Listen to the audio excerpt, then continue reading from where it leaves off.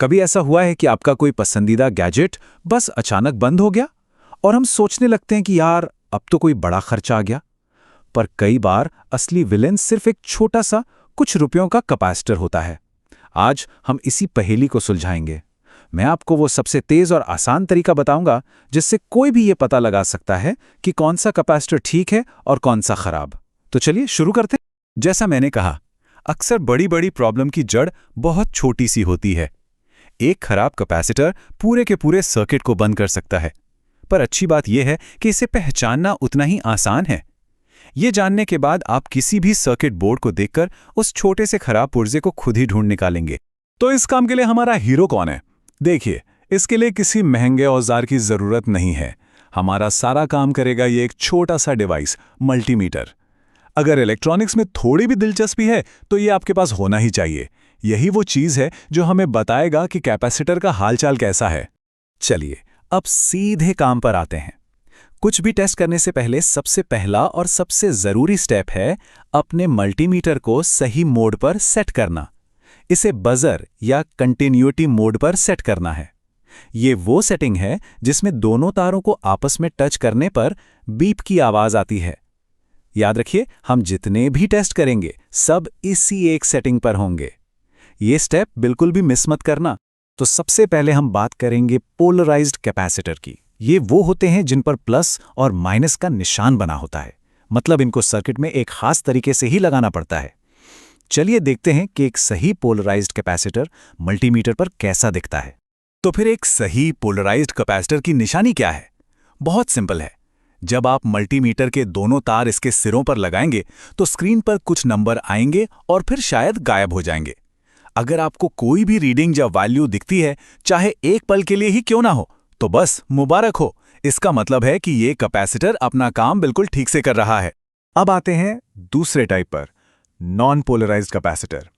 इन पर कोई प्लस या माइनस का निशान नहीं होता और इन्हें सर्किट में कैसे भी लगा सकते हैं। इन्हें टेस्ट करने का तरीका तो वही है, लेकिन एक सही कैपेसिटर का जो रिजल्ट है वो बिल्कुल उल्टा है। और यहीं पर बात मजेदार हो जाती है। जब आप एक अच्छे नॉन पोलराइज्ड कैपेसिटर को टेस्ट करेंगे तो मल्टीमीटर की स्क्रीन पर कुछ भी नहीं आएगा, जीरो, कोई वैल्यू नहीं, कोई नंबर नहीं। जी हां, इस केस में कुछ न दिखना ही सब कुछ ठीक होने की निशानी है। सुनने में थोड़ा अजीब है ना? पर यही इसकी पहचान है। तो चलिए इसे एकदम आसान बना देते हैं। एक नजर में देखिए, अगर कैपेसिटर पोलराइज्ड है और सही है तो वैल्यू दिखेगी, और अगर वो नॉन पोलराइज्ड है और सही है तो कोई वैल्यू नहीं दिखेगी। ये एक छोटा सा फर्क है, पर इसे याद रखना बहुत जरूरी है। ठीक है, तो हमने ये तो सीख लिया कि सही कैपेसिटर कैसा दिखता है। पर अब आते हैं सबसे जरूरी सवाल पर, खराब कैपेसिटर को कैसे पहचानें? अच्छी बात यह है कि खराबी का सिर्फ एक ही सिग्नल है और वो दोनों तरह के कैपेसिटर्स के लिए बिल्कुल सेम है। इससे कोई फर्क नहीं पड़ता कि कैपेसिटर पोलराइज्ड है या नॉन पोलराइज्ड। अगर मल्टीमीटर से एक खास आवाज सुनाई दे तो समझ जाइए कि यह खतरे की घंटी है। इसका मतलब है कि कैपेसिटर अंदर से शॉर्ट हो गया है और उसे तुरंत बदलने की जरूरत है। और वो खास आवाज है एक लगातार बीप। अगर आप तार लगाते हैं और मल्टीमीटर बिना रुके बीप पीप करता रहता है तो बस आपको अपना जवाब मिल गया। वो कैपेसिटर 100% खराब है। ये नियम दोनों पर लागू होता है।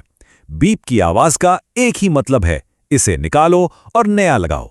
चलिए अब इस सारी जानकारी को फटाफट एक बहुत ही आसान से चार्ट में देख लेते हैं। यह आपका एक तरह से क्विक रेफरेंस गाइड बन जाएगा जिसे कभी भी देख सकते हैं। जैसा कि आप देख सकते हैं, मामला एकदम सीधा है। पोलराइज्ड सही है तो वैल्यू, खराब है तो बीप। नॉन पोलराइज्ड सही है तो कोई वैल्यू नहीं, खराब है तो बीप। खराबी का सिग्नल हमेशा एक ही है, बीप की आवाज। देखा कितना आसान है? यह सच में कमाल की बात है कि कैसे एक साधारण सी बीप की आवाज किसी भी जटिल इलेक्ट्रॉनिक प्रॉब्लम की जड़ तक पहुंचा सकती है। और अब यह हुनर आपके पास भी है। अगली बार कोई डिवाइस काम न करे तो आप पता है कि सबसे पहले क्या चेक करना है। तो अब जब कैपेसिटर को टेस्ट करना आ गया है तो सवाल यह है कि अगला कौन सा कंपोनेंट है जिसकी टेस्टिंग में माहिर होना चाहेंगे। क्या वो एक ट्रांजिस्टर है, एक डायोड या फिर एक रेजिस्टर? इलेक्ट्रॉनिक्स की दुनिया बहुत बड़ी है और आज इसमें एक और कदम आगे बढ़ गया है।